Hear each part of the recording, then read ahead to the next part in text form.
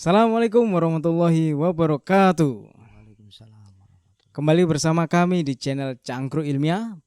Berbeda itu penting. Kenapa? Karena berbeda adalah bergembira bersama dalam karya Salam Metal.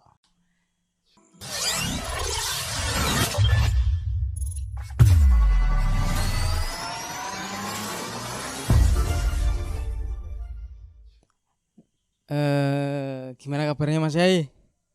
Wis apik-apik lah lo insyaallah. Alhamdulillah ya, karena karena kesibukan. Jadi akhirnya kita baru bisa diperjalankan untuk Ketemu lagi. ketemu lagi produktif ini video. Ya podcast. Bisa-bisanya. Bisa-bisanya pokoknya. Nah ini kebetulan saya kayak Apa reporter TV mana gitu. Walah, Nah, ini KCI. Woi, betul. luar biasa gitu. Ini baju KCI. Sik sedeng ya lo ya. Alhamdulillah. Ya memang harus diet.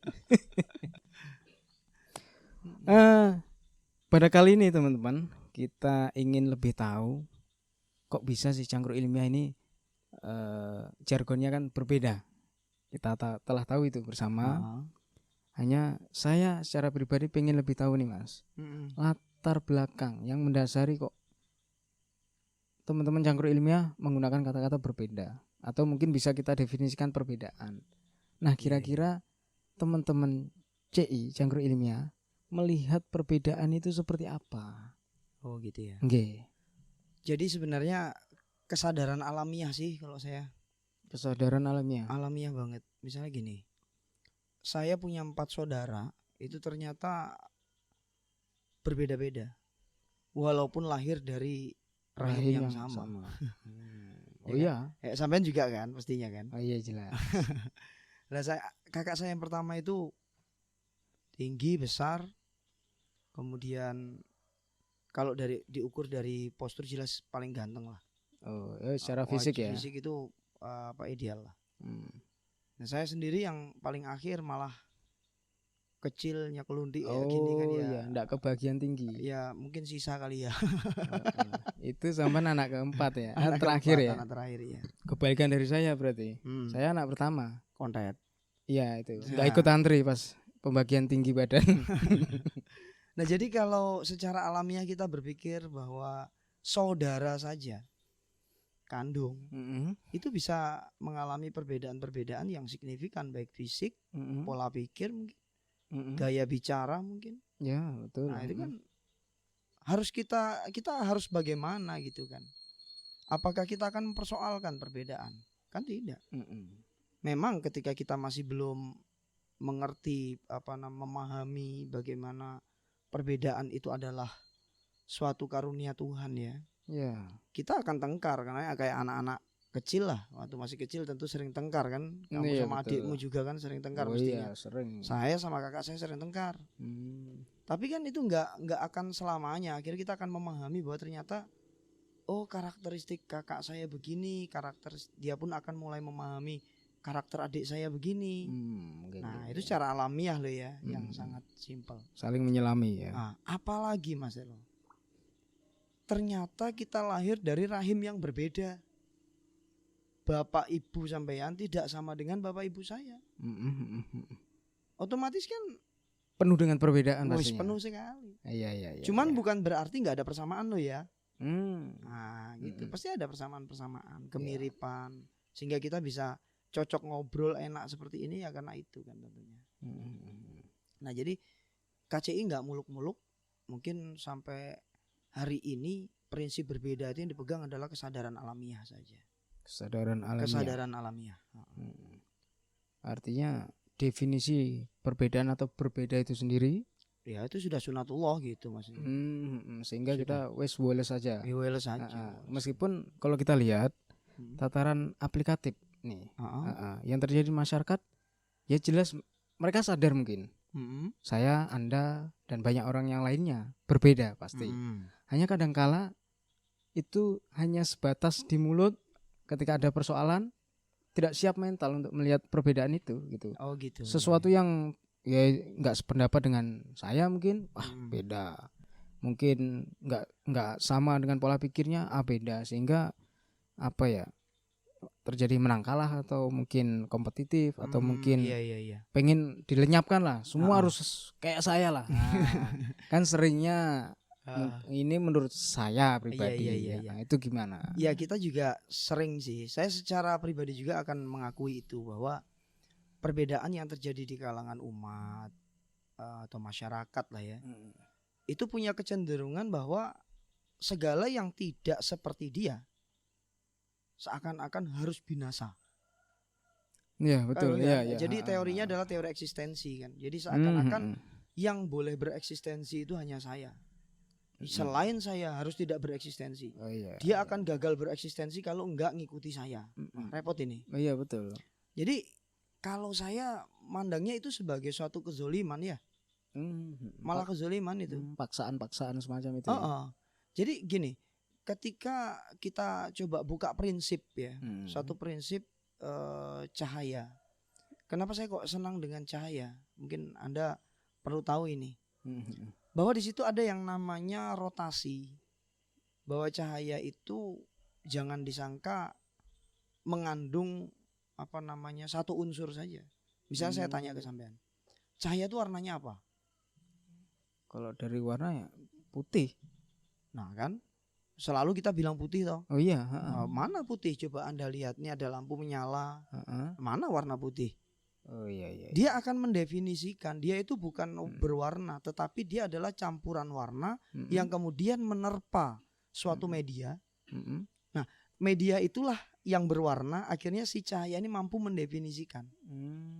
Gitu. Bisa dipahami ya? Iya, Mata kita melihat, betul, menyerap itu proses. baru kita lihat, oh ini warnanya abu-abu, krim, ini hitam, ini. Nah, itu setelah terkena cahaya. Iya, ini hitam. Ya. Aku enggak ngolok nih awakmu loh ya. Alamiah Mas, kesadaran alamiah. Jadi warna cahaya itu ternyata kalau dalam ilmu fisika itu ada 7. Ada 7. Ada 7 warna pencampurannya, yaitu Mejiku Hibiniu. Oh, pelangi. Ya, pelangi itu warna cahaya. Jadi merah, jingga, kuning, hijau, Mejiku, kuning, hijau, biru, nila, ungu. Ya. Ya. Nah, itu adalah warna cahaya kan ya. Nah, gimana kok bisa? Jadi ketika saya tanya apa warna cahaya, Anda nggak bisa bilang putih. Nggak termasuk malahan putih di dalam Mejiku Hibiniu. Tidak mengeksistensikan warna yang lain berarti. Iya. Menyebut putih. Enggak, kalau putih kan enggak ada itu di Mejiku Hibiniu. Oh iya betul, enggak ada ya. Jadi kalau ditanya apa warna cahaya adalah cerah atau terang. Warna cahaya. Ya, ini terang. Warna baru ya, anyar iki. Oh iya. Iya kan, terang. Iya. Sebab apa? Penerangan, pencerahan itu terjadi setelah adanya cahaya. Anda bisa melihat kehijauan bumi Allah dengan tumbuh-tumbuhan yang begini. Ya itu kan adanya cahaya. Tengah malam apa Anda bisa melihat itu? Misalnya kurang cahaya atau enggak ada cahaya. Nah, jadi cahaya itu adalah eksistensi sesuatu yang akan mendefinisikan sesuatu yang lain atau suatu benda.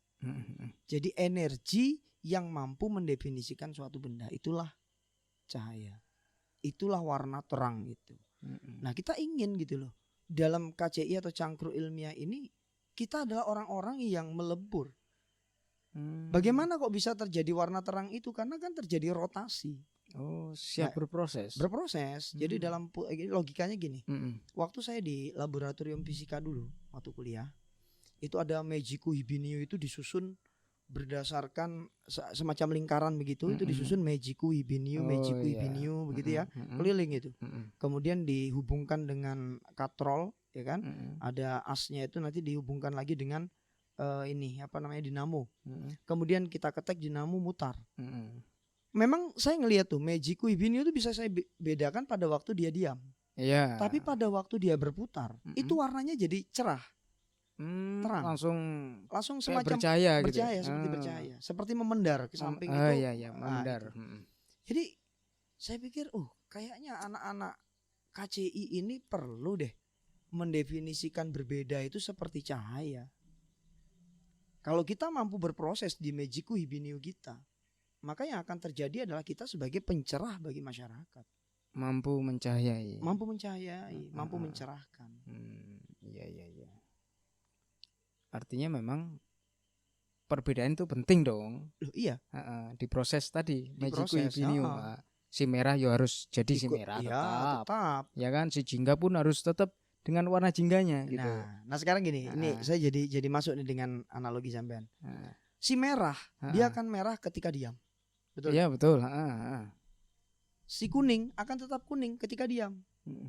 Tapi ketika merah Meiji Kuibinyu itu diputar, dia tidak lantas menonjol-nonjolkan aku tak merah. Betul. Iya. Justru nggak ada itu dari Meiji Kuibinyu itu menjadi muncul satu warna baru setelah proses rotasi itu. Iya. Yang saya rasa bahwa masyarakat kita ini kurang mengalami rotasi, banyak diam, kurang kreatif, kurang gerak. Akhirnya dia tidak mengenali lingkungannya dengan jelas, tidak mengenali suatu benda didefinisikan dengan sangat lugas sehingga dia bisa memahami itu sebagai perbedaan yang layak, wajar dan sebagainya. Yang muncul hanya kalau dia diam, dia ngelihat dirinya sendiri. Hidup nih kudu kayak aku, nggak kayak itu. Nah, apakah itu apa? Maksudnya keakuan gitu? Otomatis. Iya kan? Iya. Merah kalau diam jadi merah saja, ya udah itu otomatis dia nggak berproses. Dia nggak akan mengalami rotasi hati, loh saya bahasanya. Oh iya. Saya punya syairnya loh itu, sudah saya buat lagu loh itu. Syair. Syair atau lirik? Ya kalau lirik kan berarti udah ada musiknya ya. Oh iya. Karena masih lantunan saja belum ada musikalnya. Nantilah suatu hari kita akan juga sajikan juga lah. Oke, langsung. Bagaimana itu? Gini apa? Tercipta cahaya dari berbagai warna indah. Rotasi cinta sebagai geraknya. Hindarkan diri dari kelamnya dunia. Satukan hati, bubarkan angkara. Agak tinggi lagunya. Oh iya, sesuai karakter suara sampean. Ya. Nah, senangnya yang mencekik. Sebenarnya pengen lantang Mas Nelo, cuma ya dikasihnya gitu gimana ya kan. Sampai tercipta sebuah lagu lah. Iya, saya saking sayangnya pada konsep ini ya saya coba buat sebuah lirik lagu dan nantilah kita nyanyikan bareng lah. Betul. Penai insyaallah bisa itu. Siap. Jadi teman-teman, ternyata definisi dari perbedaan atau berbeda teman-teman cangkruk ilmiah ya seperti yang Anda ikuti barusan penjelasan dari Mas Yai. Artinya berbeda itu penting. Namun agar perbedaan itu mampu membawa maslahat, itu Mas ya, rahmat, maka harus siap berproses gitu. Iya benar. Siap berproses, siap berkolaborasi. Iya. Gitu. Apakah ini mungkin tadabbur atau bagaimana kita menyelami sebuah hadis nih? Bahwasanya perbedaan adalah rahmat. Apa semacam itu? Iya, saya rasa seperti kan gini, ikhtilaf, perbedaan di kalangan umatku kata Nabi itu adalah rahmat. Sekarang orang sering menggunakan kaidahnya itu jadi nggak sesuai gitu ya. Jadi saya rasa cahaya itu adalah rahmat. Iya kan? Iya. Cahaya itu kan menerangi. Betul. Dia tidak membela warna apapun. Dia pokoknya menerpa benda apapun ya wujudnya, bentuknya, warnanya akan terdefinisi oleh kita. Betul. Ya kan? Dia hanya media energi saja. Media energi. Nah, itu rahmat saya rasa. Jadi melihat perbedaan sebagai rahmat itu kasih sayang yang muncul. Iya. Iya kan? Dalam kita melihat, kok si meja bundar ini nggak bisa ya ditaruh di ujung dinding yang kotak, pasti menyisakan ruang kosong. Bukan malah kita mengatakan nih mejanya jelek, nggak bisa begitu. Kita akan mengatakan kasihan nih meja bundar nih eksistensinya harus di tengah saja nih, nggak bisa dia ke pinggir karena nggak akan menutup sudut. Betul. Kan betul, gitu ya. Iya. Apapun lah itu ya. Kita iya. bisa menganalogikan menggunakan kaidah apapun. Nah, rahmat itu ya kasih sayang seperti itu. Meletakkan pada porsinya itu kasih sayang. Manajemen pengelolaan. Iya. Yang terjadi sekarang perbedaan ikhtilafu ummati la'natan bukan rahmatan. Iya, betul. Iya kan? Berarti sekarang kembali beda dikit ya kelahi. Iya. Beda dikit saling meniadakan gitu loh. Iya, seakan-akan dia aja yang boleh bereksistensi, yang lain. Nah, gitu. Tapi mungkin ini juga bisa dikatakan inilah perbedaan juga. Karena apa ya, bisa saya katakan ini kan baru definisi opini kita. Oke. Opini sampean dan teman-teman lah ya. Mungkin bagi teman-teman yang lain ingin beropini, ingin memunculkan warnanya, dipersilakan loh ya. Jangan ragu-ragu, tulis di kolom komentar gitu. Oh iya betul. Biar cakrawala kita semakin luas. Iya, benar. Prasmanan kita semakin lengkap. Iya. Karena judulnya kan kalau kita kaitannya dengan ilmu kan nyicil Mas ya. Nyicil, nggak boleh merasa paling benernya. Iya. Kita berlomba-lomba dalam kebaikan. Wah, benar. Nah, gitu ya. Sudah berapa menit? Berapa menit? Oh, udah 15 sih. Sudah 15. Kita kebiasaan gini nih 20 menit. 20 menit biasanya. Oh iya. Lanjut aja dulu. Saya boleh nggak ngungkapin sesuatu? Boleh. Oh, ya silakan. Yang nanya saya terus ini. Iya rasanya ngono loh. Nah, harus gitu dong, harus pingpong. Nah, ada gini saya temukan, kalau seandainya kita nggak bersepakat bahwa hadis itu bisa dijadikan pegangan misalnya. Yang ikhtilafu ummati rahmatan tadi itu. Iya. Seakan-akan sekarang ini umat itu malah menjadikan kebalikannya. Ikhtilafi ummati la'natan. Perbedaan di kalangan umat itu harus saling melaknat, seakan-akan seperti itu. Nah, itu kira-kira efeknya enak yang mana? Kalau itu pun dianggap perbedaan, ya saya sah-sah aja gitu. Iya betul. Efeknya enak yang mana? Apakah ketika kita berbeda kita harus saling melaknat, atau ketika kita berbeda kita saling mencintai sebenarnya? Harusnya saling mencintai. Nah, sebenarnya orang secara alamiah sadar loh Mas. Iya benar. Saya itu sama istri saya jelas-jelas berbeda. Kalau sama saya nggak mungkin saya nikahi dia. Ya jelas berbeda. Ya makanya kan saya tanya tadi, yang enak itu mana? Ya kan? Saya kan nanya yang enak mana? Ikhtilafu fi ummati rahmatan atau laknatan? Iya. Ya enak rahmatan toh. Karena berbeda akhirnya bersatu, saling mencintai. Halal. Iya. Yang tadinya nggak sempurna sekarang jadi sempurna. Kan gitu kan. Oh iya. Jadi kaidah-kaidah agama itu sebenarnya ngajak kita untuk berpikir lebih alamiah dari kejadian-kejadian aplikatif yang kita alami di lapangan. Apakah itu mungkin seandainya tidak ada rule aturan negara ataupun aturan agama? Apakah itu bisa gitu? Maksudnya kan tadi kesadaran alamiah nih. Iya. Lo sebenarnya saya tanya dulu deh. Misalnya nih kita membahas tentang negara ya. Indonesia ini lahirnya tahun berapa toh? Proklamasi 45. Nah, sebelum 45 apa ada Indonesia? Iya, sebatas saya Nusantara kan. Nah, apakah Anda akan beranggapan bahwa masyarakat Nusantara waktu nenek moyang kita dulu itu sudah ada panduan undang-undang, panduan aturan? Kan enggak. Mereka kan secara alamiah saja. Iya kan? Ada kontrol sosial di masyarakat gitu ya. Jadi elaborasi misalnya kayak gini, asimilasi budaya itu kan terjadi juga di masa itu. Iya enggak? Orang Jawa nikah sama orang Padang misalnya, orang Padang nikah sama orang Banjar, terus itu lewat jalur-jalur perdagangan. Bahkan ada yang orang luar negeri ya, Arab ya. Oh iya. Kan makanya banyak keturunan habaib. Dari Sayyid ataupun Syarif kan gitu kan. Di Indonesia banyak sekali. Iya. Ternyata perbedaan itu indah ya. Indah asal dimaknai secara rahmat, jangan laknat. Betul. Cahaya yang mampu menerangi itu pun berasal dari unsur-unsur penuh perbedaan. Iya. Jadi itu ya kesimpulannya ya. Saya semakin berenergi Mas ketika saya melihat istri saya atau pasangan hidup saya itu berbeda dengan saya. Berenergi saya. Saya bilang, aduh wanita kasihan, dia lemah.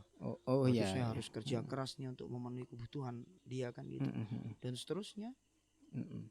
Ya akhirnya sampai sekarang ngelihat punya anak 1, 2 sampai sekarang ya alhamdulillah udah 6 nih anak saya. 6 ya? 6. Wow, gaspol. Gaspol pokoknya.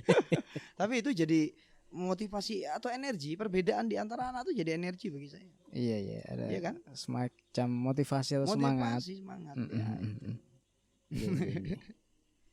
Iya. Nah, kira-kira kapan itu rilis Mas?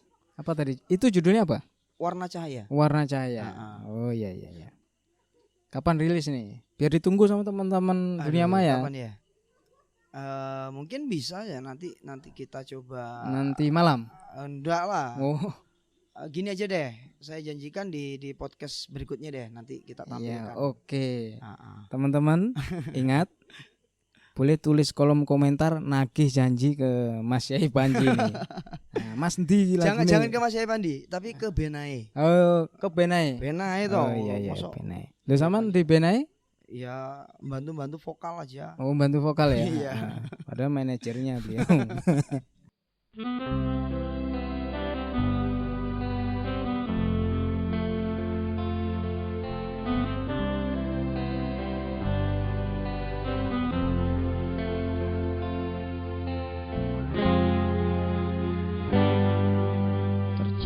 Cahaya dari berbagai warna, indah rotasi cinta menjadi geraknya. Hindarkan diri dari kemelut dunia, tebarkan cinta, bangkitkan asmara.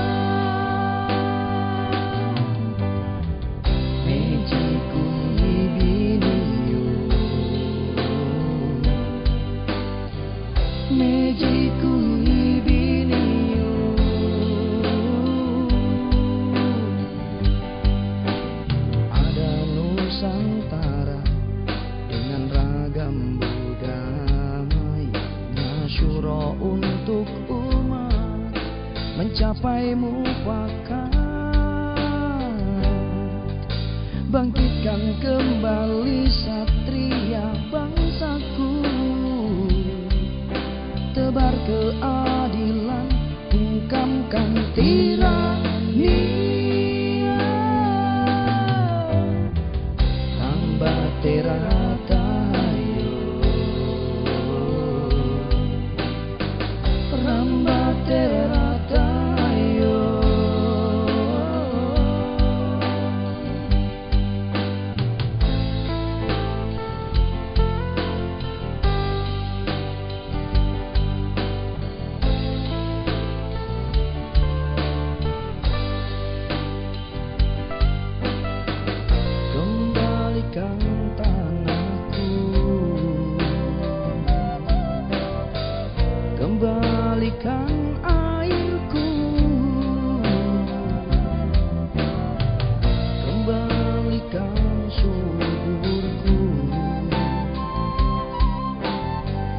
kembalikan hijauku,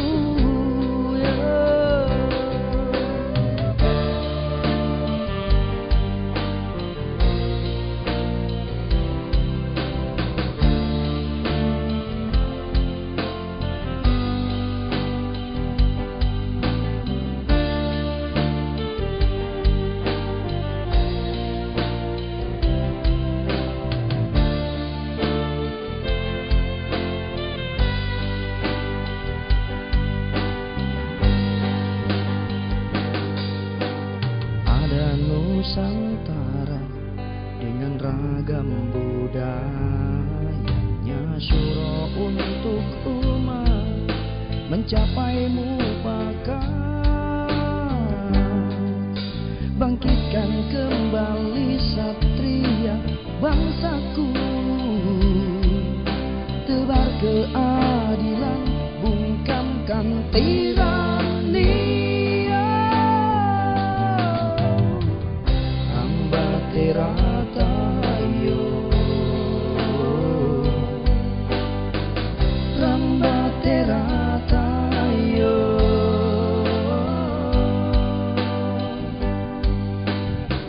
Kembalikan tanahku, kembalikan airku,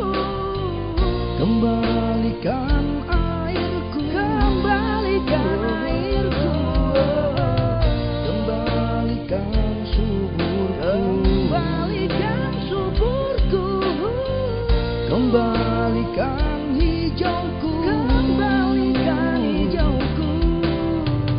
kembalikan cahayaku,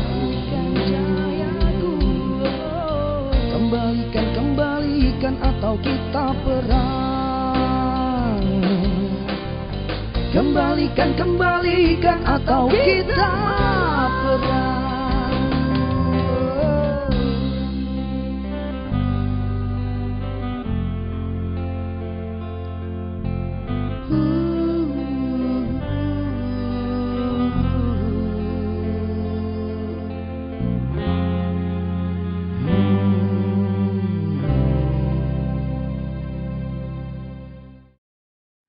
Ya itu teman-teman sekalian, pada kesempatan sore kali ini alhamdulillah kita lagi setting tempatnya di kebun kita ya. Kebun di kediamannya Pak Adi gitu. Kebun di kediaman Bapak Adi, tetangga kebun kita ya. Disinilah teman-teman berkarya baik dalam bidang pertanian, terus perikanan. Insya Allah ke depan merambah juga ke peternakan seperti itu. Ya kita ngikutin passion dari teman-teman aja ya. Yang penting menciptakan wadah aja. Betul. Wadah untuk berkarya, berkreativitas, inovasi dan sebagainya lah gitu. Insya Allah yang goalnya adalah ya bismillah pelan-pelan tentu untuk kemaslahatan kita semua. Itu pada kesempatan kali ini yang bisa kita sajikan untuk teman-teman. Tetap pantengin di channel Cangkruk Ilmiah.